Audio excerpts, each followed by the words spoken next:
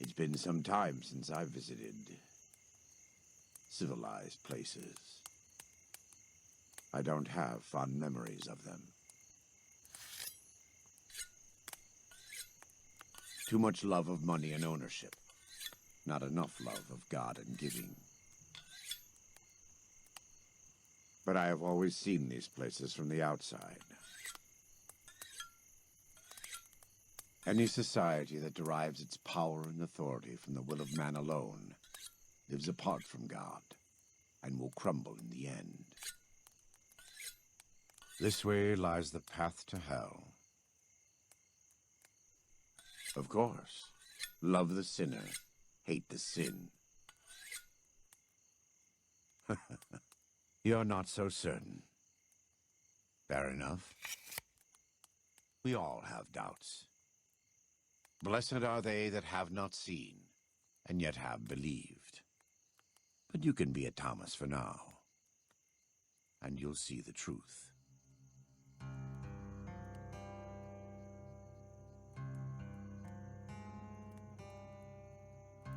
There is much to be skeptical of in this world, so it no longer surprises me to learn how many people don't really believe in anything. But I believe that our Lord was made flesh as Jesus Christ and died to redeem me. And you. Everyone. I know it may be hard for you to accept or even to understand. In my heart, I believe that though I am a sinner, I have been saved. And I believe there is something beyond this rock, and this air, and this water around us. Something more that is waiting for us.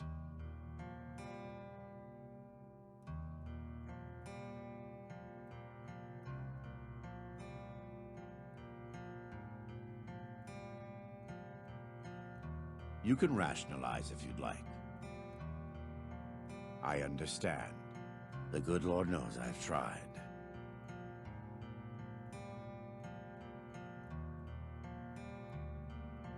Whether there is a God or not, his existence doesn't depend on what you believe or what I say.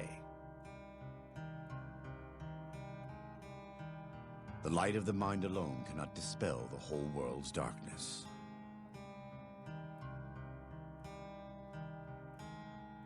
The choice is yours, of course.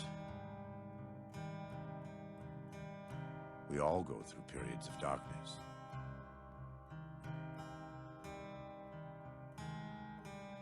For many of us, the road is a difficult one, but the path is always there for us to follow, no matter how many times we may fall. Think on it, and look in your heart. We have made and kept covenants with our Lord God to honor his laws. In exchange, we are promised eternal salvation after this life. In a world filled with misery and uncertainty, it is a great comfort to know that, in the end, there is light in the darkness. But this is the waking world in which we live. There is no need to cry. No need to dream. A day will come when our Lord returns to judge us all. Until then, we must honor his laws and start others along the path of salvation if we can. I will carry the fire of the Holy Spirit inside until I stand before my Lord for judgment.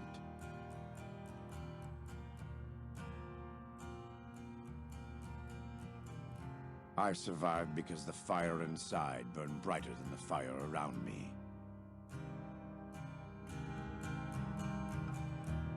I fell down into that dark chasm. The flame burned on and on.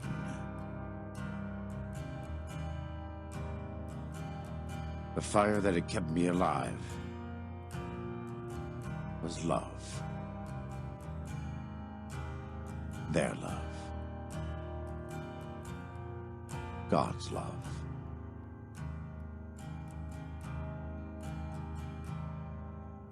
I will never be able to repay the debt I owe to them. But I must try.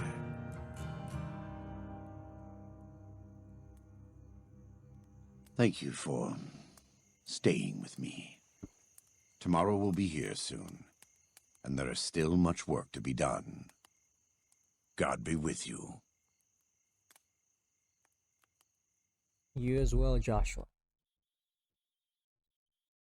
Thank you for the sermon.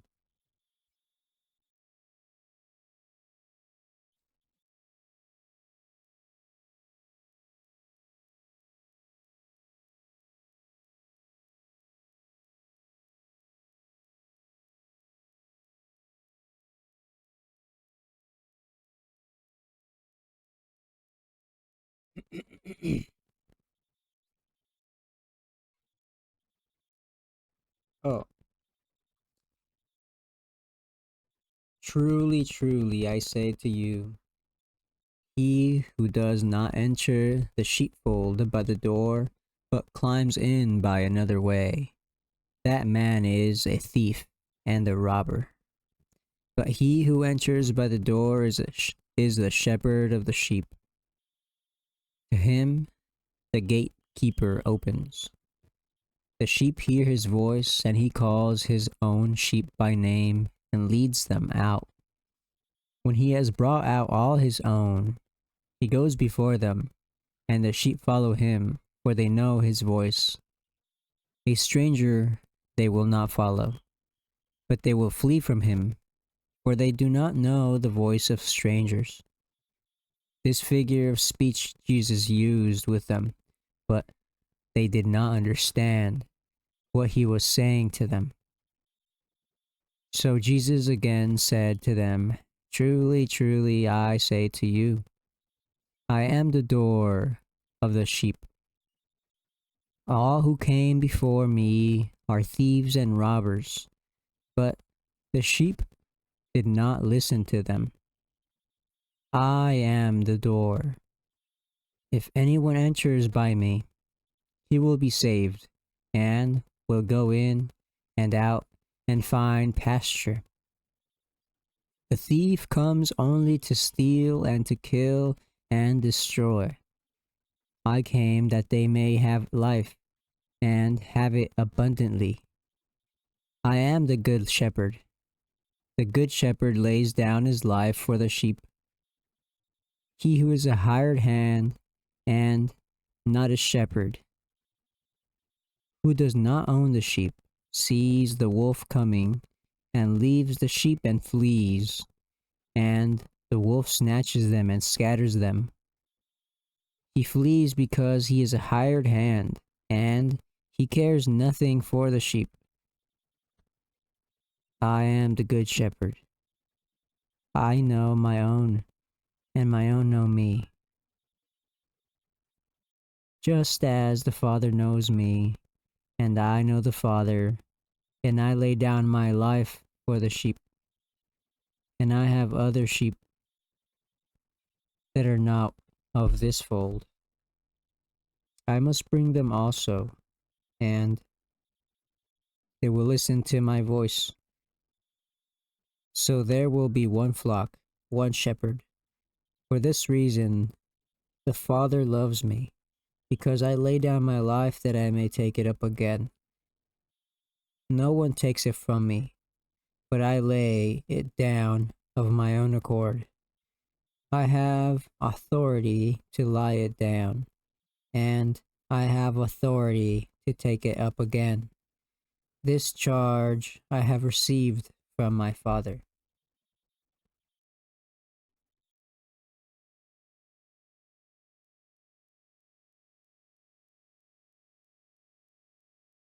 There again a division among the Jews because of these words. Many of them said, "He has a demon. He is insane. Why listen to him?" Others said, "These are not the words of one who was oppressed by a demon.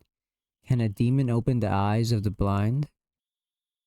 At that time, the feast of dedication took place at Jerusalem. It was winter,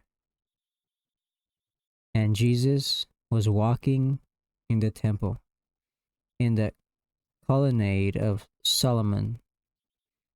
So the Jews gathered around him and said to him, "How long will you keep us in suspense?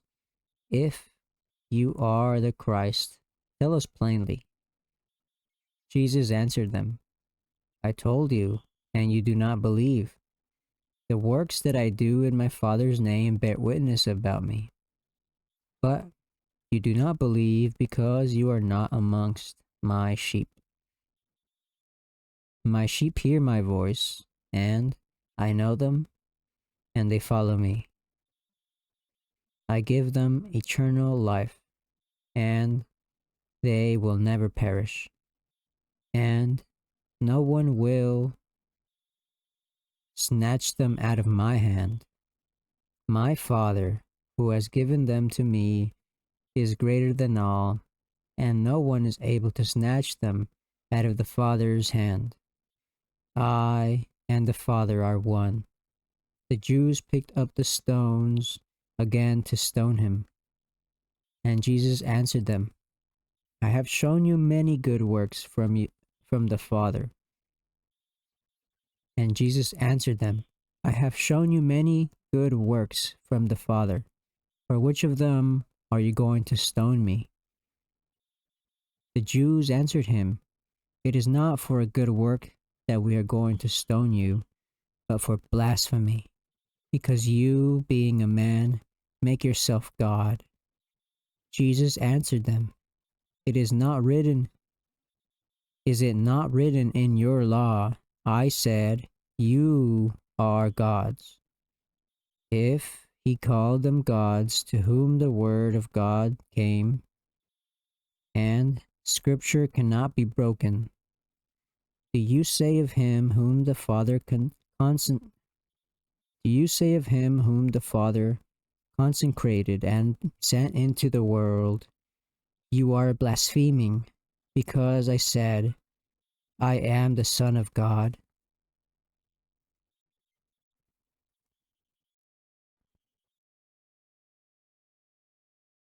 Very interesting.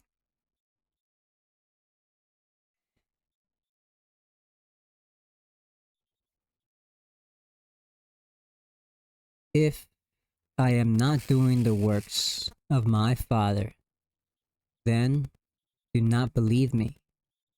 But if I do them, even though you do not believe me, believe the works, that you may know and understand that the Father is in me and I am in the Father.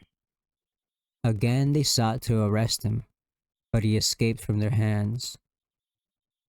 He went, he went away again across the Jordan to the place where John had been baptizing at first, and there he remained.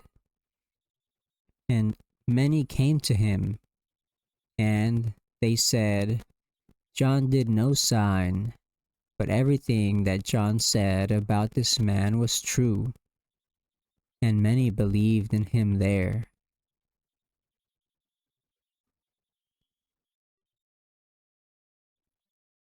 That was John 10.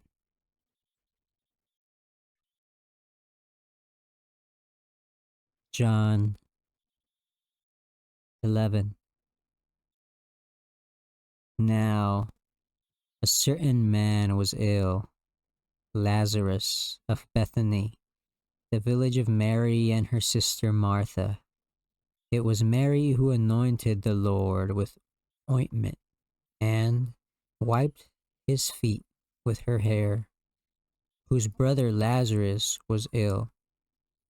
So the sisters sent to him, saying, "Lord, he whom you love is ill." But when Jesus heard it, he said, "This illness does not lead to death. It is for the glory of God, so that the Son of God may be glorified through it." Now Jesus loved Martha and her sister and Lazarus. So when he heard that Lazarus was ill, he stayed 2 days longer in the place where he was. Then, after this, he said to the disciples, "Let us go to Judea again."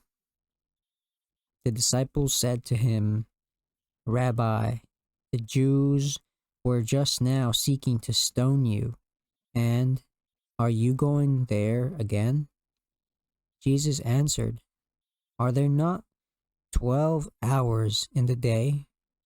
If anyone walks in the day, he does not stumble, because he sees the light of the world. If anyone walks in the night, he stumbles, because the light is not in him." After saying these things, he said to them, "Our friend Lazarus has fallen asleep, but I go to awaken him."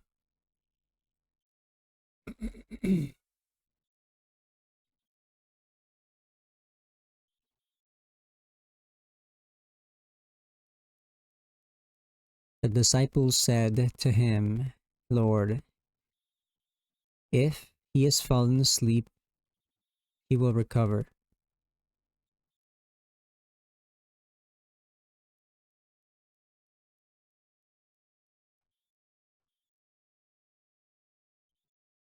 Now, Jesus had spoken of his death, but they thought that he meant taking rest and sleep. Then Jesus told them plainly, "Lazarus has died, and for your sake, I am glad that I was not there, so that you may believe. But let us go into him." So Thomas, called the twin, said to his fellow disciples, "Let us also go, that we may die with him." Now, when Jesus came, he found that Lazarus had already been in the tomb 4 days. Bethany was near Jerusalem, about 2 miles off, and many of the Jews had come to Martha and Mary to console them concerning their brother. So, when Martha heard that Jesus was coming, he went and met him. But Mary remained seated in the house. Martha said to Jesus, "Lord, if you had been here, my brother would have not died. But even now I know that whatever you ask from God, God will give you." Jesus said to her, "Your brother will rise again." Martha said to him, "I know that he will rise again in the resurrection on the last day." Jesus said to her, "I am the resurrection and the life. Whoever believes in me, though he die, yet shall he live. And everyone who lives and believes in me shall never die. Do you believe this?" She said to him, "Yes, Lord, I believe that you are the Christ, and the Son of God, who is coming into the world." When she had said this, she went and called her sister Mary, saying in private, "The teacher is here and is calling for you." And when she heard it, she rose quickly and went to him.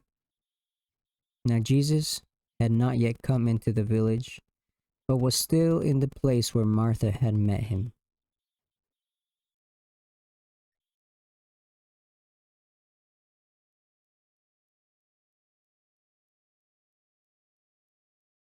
When the Jews were with her, when the Jews who were with her in the house consoling her saw Mary rise quickly and go out, they followed her, supposing that she was going to the tomb to weep there.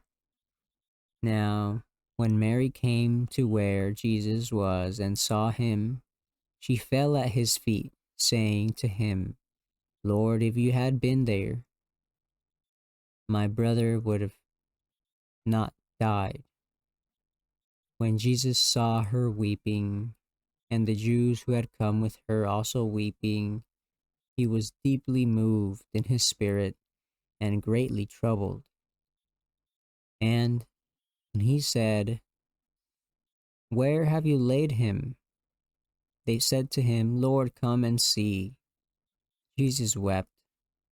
So the Jews said, "See how he loved him." But some of them said, "Could not he who opened the eyes of the blind man also have kept this man from dying?" Then Jesus, deeply moved again, came to the tomb. It was a cave, and a stone lay against it. Jesus said, "Take away the stone." Martha, the sister of the dead man, said to him, "Lord, by this time there will be an odor. Lord, by this time there will be an odor, for he has been dead 4 days." Jesus said to her, "Did I not tell you that if you believed, you would see the glory of God?" So they took away the stone,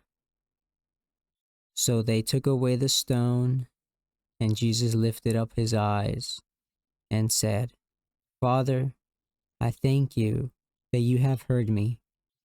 I knew that you'll always hear me. But I said on this on account of the people standing around, that they may believe you sent me." Let's read that again.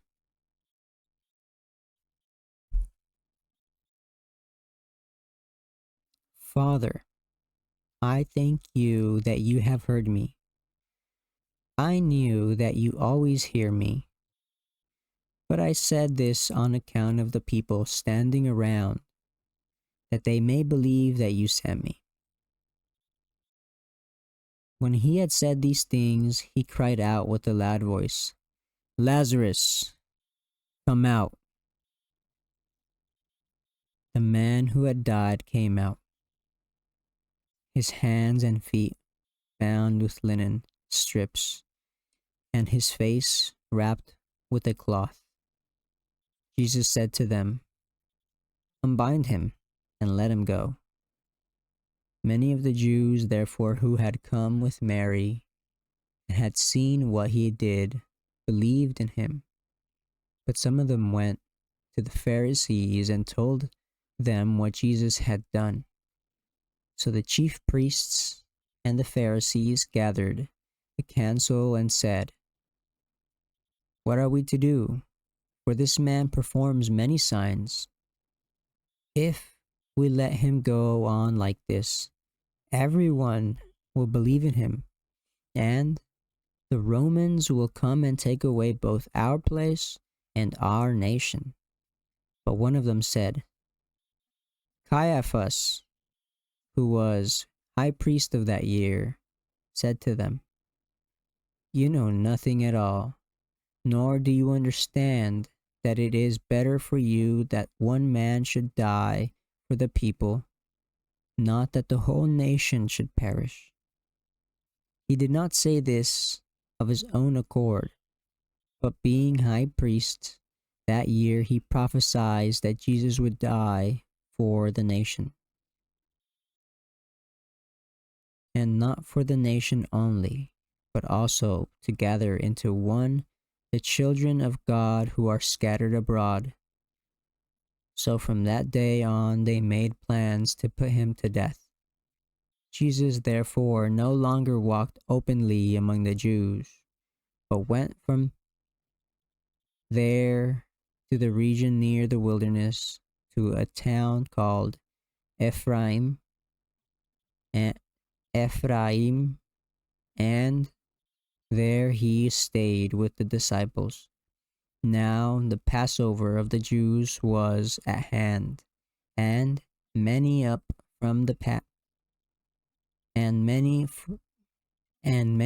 up from the country to Jerusalem before the Passover to purify themselves.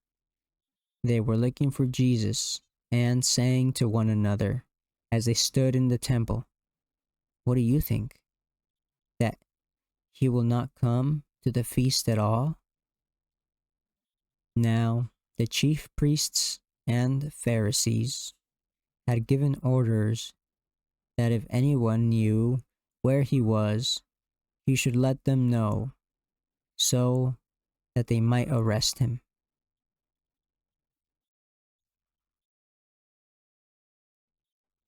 That was John 11.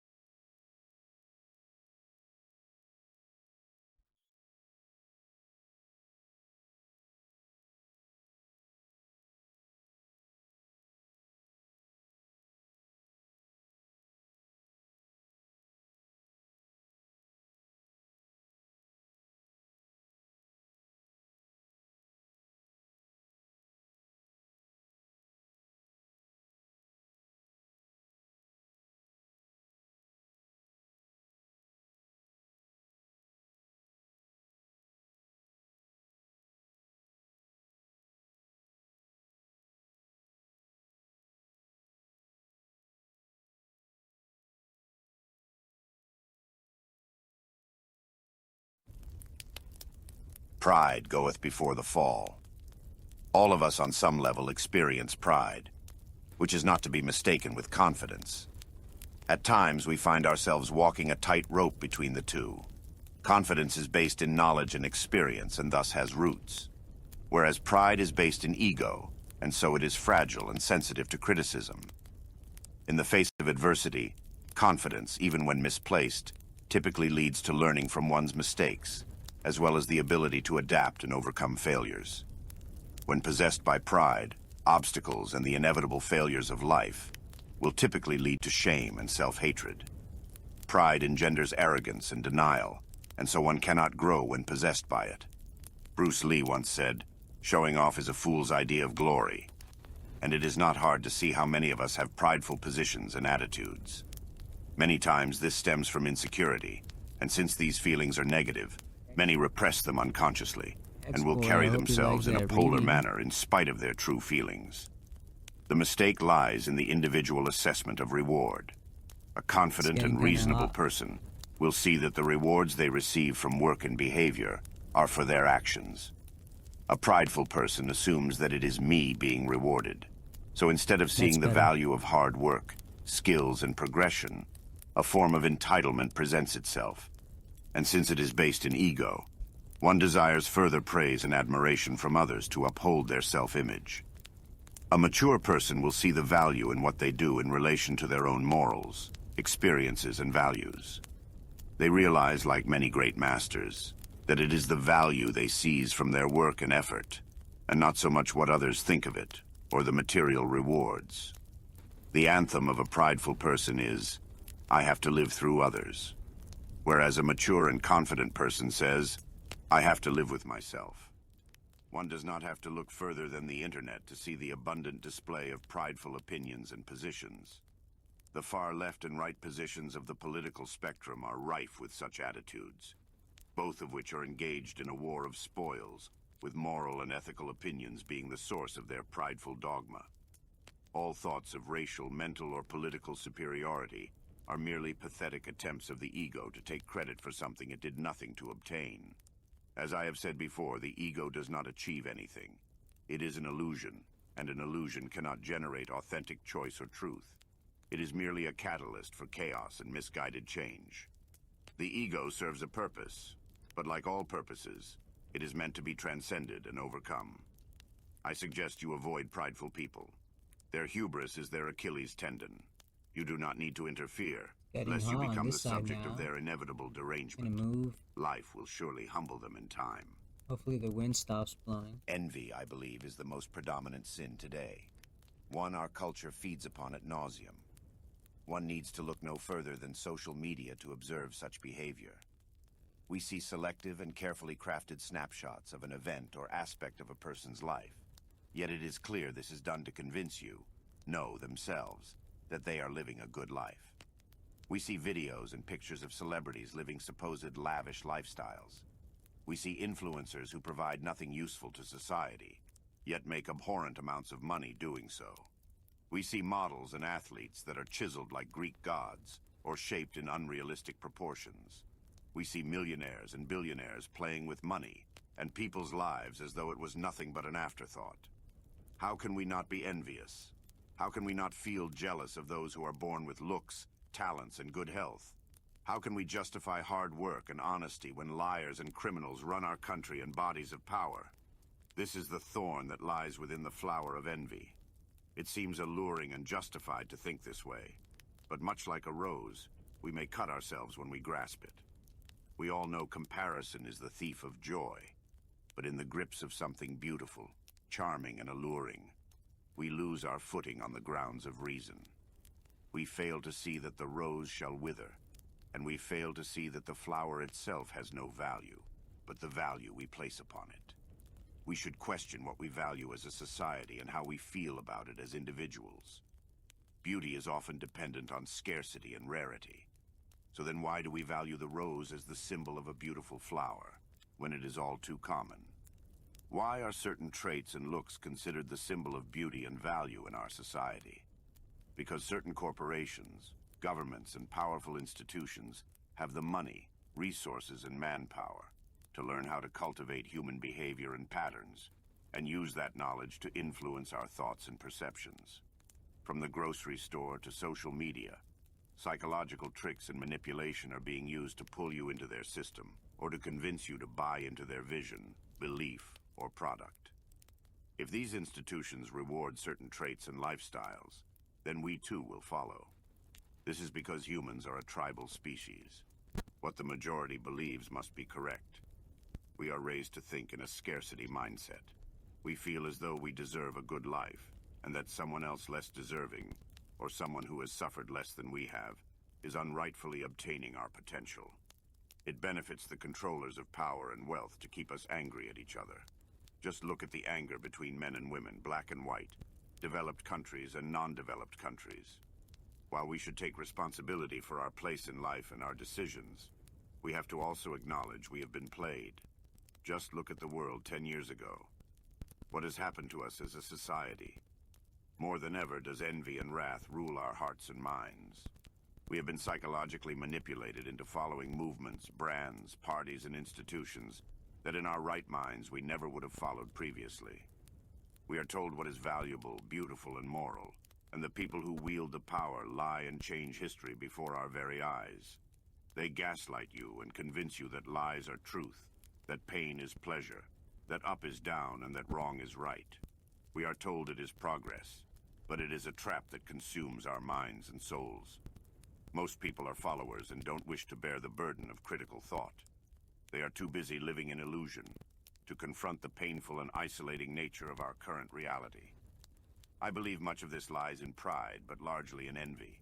We think that if we say the right things, puppet a certain agenda, select a certain side, wear the right clothes, and do certain things, we too may get a slice of the pie. This is why art is dying. The power of money and the allure of success has shaped the collective conscious through the manipulation of media, corporations, and governmental bodies. Once we see this and study the lies and manipulations fed to us, we can begin to gain sight of what is actually presented to us. The plastic dolls paraded around do not reflect the reality of women, nor do the men who abuse drugs and surgeries reflect the reality of men. The artists we see living a lavish lifestyle are almost always broke and owned by their label. The celebrities we worship were typically abused since childhood and are controlled by handlers and agents. We may see a rich businessman, but we don't see his broken marriage or the kids he never spends time with. The people we see on social media flaunting a fun lifestyle are typically lost, miserable, and unsure of themselves. While this isn't the case for every individual or situation, with practice, we begin to see into such matters with more clarity and perspective, and realize all things have pros and cons. We see our burning desire and envious mindset is really nothing but a poorly thought-out assumption. Even if someone is successful or rich, who's to say one day we won't be as well? Who's to say the rich man won't be broke one day, The model ugly, the liar exposed. Does it really matter?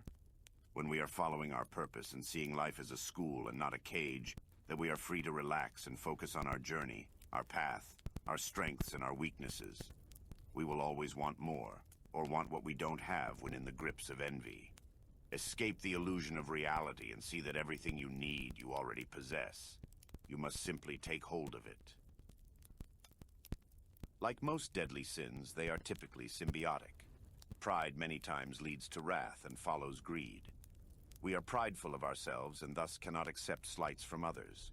Or maybe it is pride in our religions or beliefs that lead us to justify slaughter and subjugation. And while the predominant idea of wrath is outright violence and retaliation, in the modern Western world, wrath depicts itself in more occulted and insidious ways. The average person is not committing acts of terror or abuse on others because our society has rules and punishments in place that typically deter the average layman from engaging in duels or physical assaults. We instead see a wrath that uses morals and labels to subjugate opposition. Truth does not fear questions, and a truthful and decent person does not try and silence opposing views. When you tear out a man's tongue, you are not proving him a liar. You're only telling the world that you fear what he might say. The internet mob embodies this stereotype perfectly. Even their own are not safe from their wrath. Much like lust, wrath is a void that consumes and fractalizes itself into more and more complicated excuses for depravity. It is an appetite, and once certain people have tasted blood, they want more.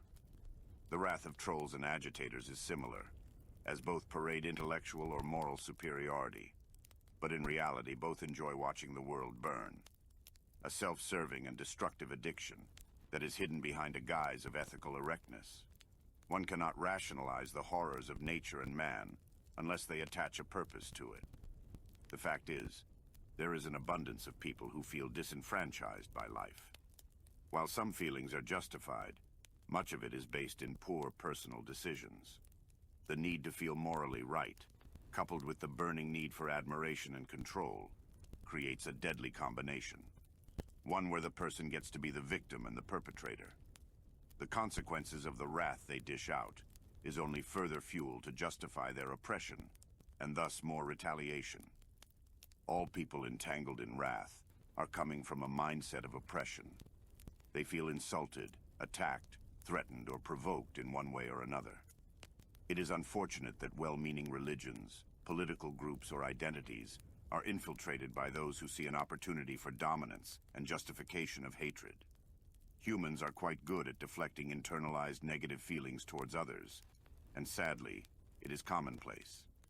Say the wrong thing, purchase services from the wrong people, dress the wrong way, make a bad joke, and you may find yourself ruined, jobless, and without help.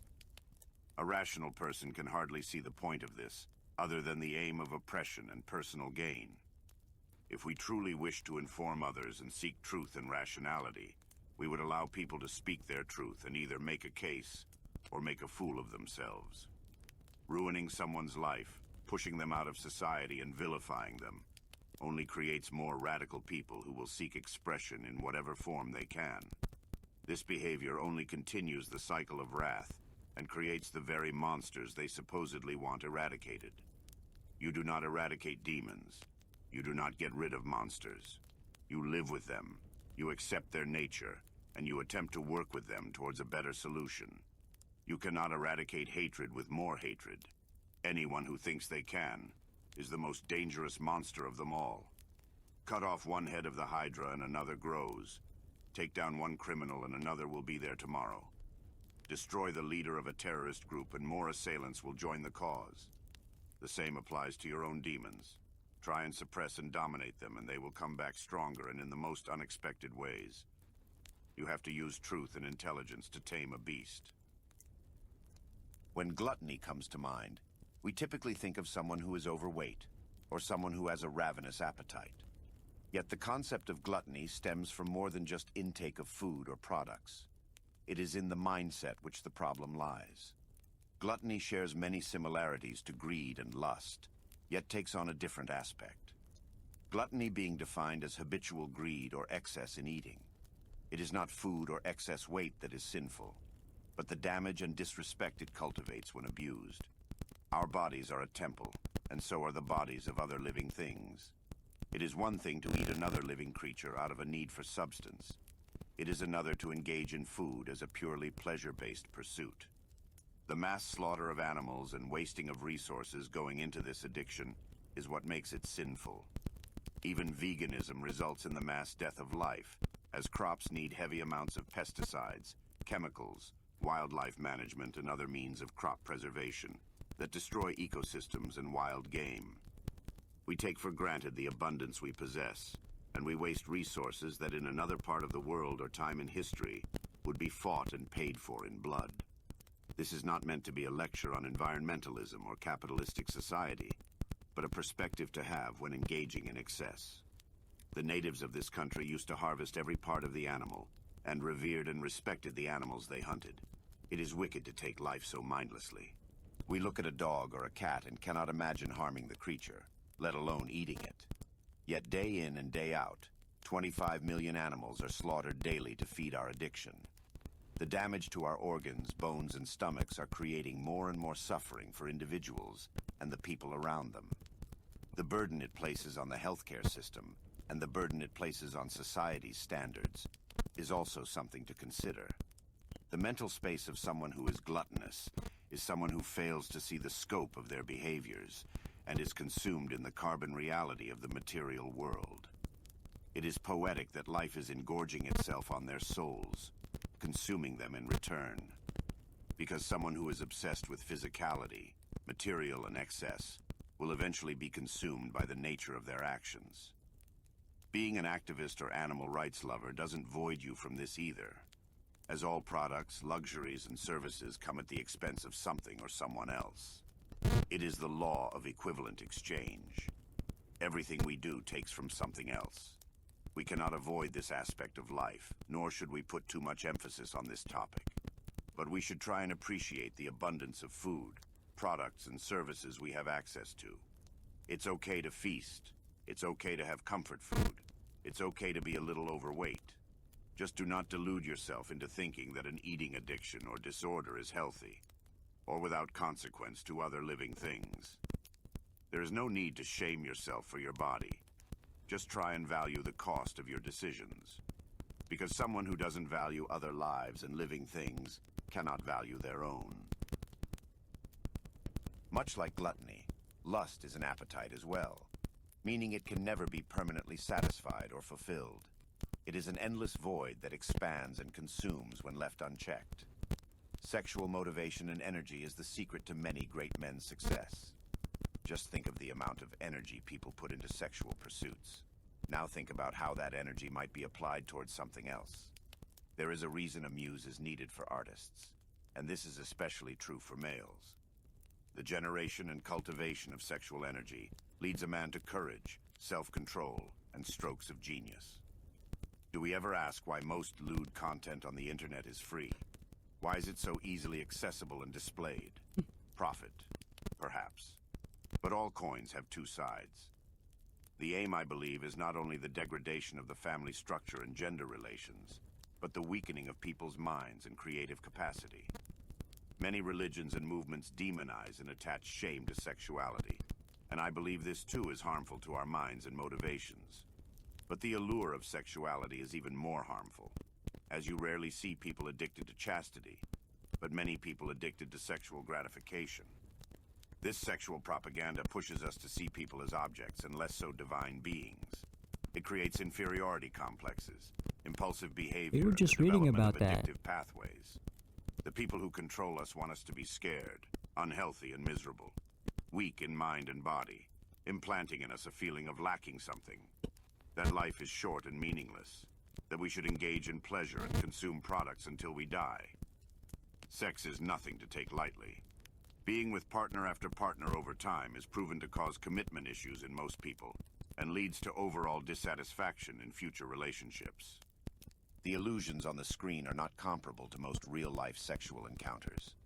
And sadly, many children and young people are seeing these scenes and fantasies as reality, as it is their first encounter with sexuality. Nothing is more alluring than sex, and sex sells for a reason. It is the single most powerful motivator on the planet. So is it any wonder why men and women feel more objectified? Why more and more people are not engaging in real relationships, and instead opting for digital transactions as a filler for the real thing? Is it any wonder why so many children are born out of wedlock? Why so many people have diseases and sexual trauma? We are being taught on a massive scale to throw away the greatest source of magic humans possess. The transmutation of sexual energy, the potential for life, the potential for greatness, the potential for a family.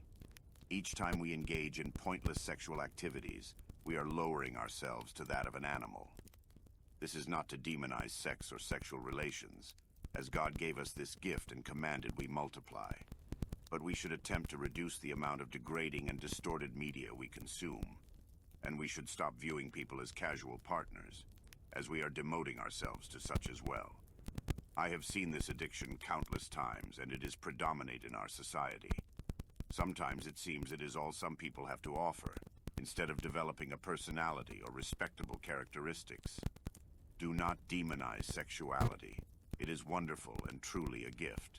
But do not disgrace that gift. Develop a deeper perspective and vision towards this aspect, and I can assure you your life and circumstances will change for the better. Today more than ever, we are blessed and cursed with endless forms of entertainment, vast seas of information and material that could captivate our minds till the end of time. While this is quite the treat, too much of a good thing can be our undoing. The producers and managers of such content spend ample time trying to make their products more and more captivating and appeal to our shorter and shorter attention spans. They know what grabs people's attention and create their products and services with the intention of being addictive. We are only given so much time in this life, and while we know one day we will die, we live and act as though we will not. The issue, however, lies less in not being productive, but more so in what complacency brings. The quote, "idle hands are the devil's workshop," is said for a reason. A person who is bored will typically look for mischief or trouble. This can be observed in animals as well. Put them in a cage with nothing to do, and before you know it, they are killing each other. There's a growing movement of people who feel disillusioned by society and the modern rat race, and so they attempt to withdraw from it altogether. There is this conception that retirement is the goal of work itself. The misconception many people have is that they need to do something they feel passionate about. But passion does not always equal competency. Just because we want something does not mean it belongs to us. No matter what work we are doing, we will at some point feel it is repetitive or mundane. The truth is, we enjoy things that we are good at. A person who says they don't enjoy math is likely someone who is not good at it. Yet a person who is good at math will likely find it more pleasurable. Many young people want meaningful work, but they gauge this by the standards society places on what meaningful means. We cannot all be doctors and architects. Many don't see the value of blue-collar labor and just how significant, important, and skillful it really is. Almost every job has significant opportunity if you look for it. While college can be a great thing, it is many times believed to be a mandatory duty, and countless youth go into massive debt for a useless degree. Instead of teaching people the value of skills and common sense, we instead teach them to follow instructions and do as they are told. I believe this mind-numbing and left-brained approach to labor and learning is fueling people's discontent with work. The ever-growing wealth gap and costs of living do not help this either. We don't teach people to think creatively and be resourceful. With the right mindset and attitude, any work can prove entertaining and insightful. But because most people do not realize this, and because of the endless access to idealized lifestyles and fantasies, people feel even more discouraged to try and navigate themselves to a better financial situation in life. Instead, many opt for quick and degrading methods of making money. And this thinking is reinforced by the quick and fast-paced forms of entertainment, food, and sexual gratification that is dominant in our society. Everything in our modern world is designed to be faster, cheaper, and more affordable. But they are rarely built to last. And so, we see people that are not built to last. They will do anything to get their 5 minutes of fame. Scamming, lying, clickbaiting, and so on. This is a form of sloth, as they wish to get around honest and consistent work, in favor of quick and cheap tricks. If you aren't working for your keep, somebody else is paying for you. The idea the world can run on entertainers and useless professions is one that is all too common. When hard times come, and they will, those with skills and common sense will never be without opportunity. Those who took the easy way and wasted their youth and potential will be left derelict in a sea of misfortune. And this is the true danger of sloth. It is a slow death of the body and the soul. Someone right now is working to keep your lights on, your water clean, and your systems intact. If we all start to give up in favor of meaningless pleasure, there will be no pleasures left that we are accustomed to. People say on your deathbed, I doubt you'll be thinking, wow, I wished I worked more. But I doubt even less will say, I wish I wasted more time on pointless entertainment and distractions. At least work provides us the ability to eat better food, live in better homes, buy better products, and provide better lives for ourselves and loved ones. Much like how lewd content convinces our brains we are actually successful in terms of reproduction, video games and other forms of entertainment can fool our brains into thinking we are accomplishing goals and being rewarded for it. We can bypass the biological requirements put in place and juice the dopamine out of our brains. Yet we have learned nothing, we have produced nothing, and we have traded it for precious time. Much like the sins listed above, greed is rooted in our biology and subconscious currents. In the modern world, survival is much easier than ever before. Even a poor person in the first world has luxuries even kings did not in past times.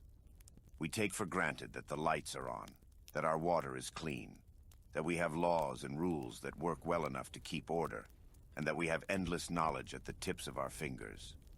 Rivers of blood have flowed for much less. A piece of land, a pound of spice, the gaze of a woman, has created the deaths of thousands of souls, and yet in the West, we feel such privileges are owed to us. Our minds have not adapted to this brave new world. We may believe material wealth can save us, but it cannot. We may believe it will bring us happiness, and yes, it will to some degree, but it cannot save you from the person in the mirror or the weight of our actions.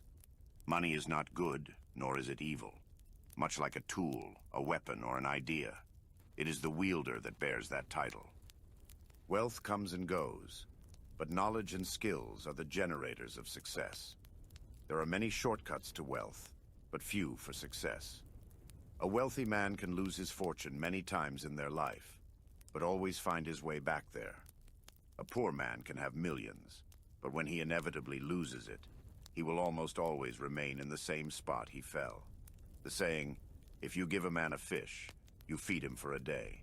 If you teach a man to fish, you feed him for a lifetime, holds more truth than we realize.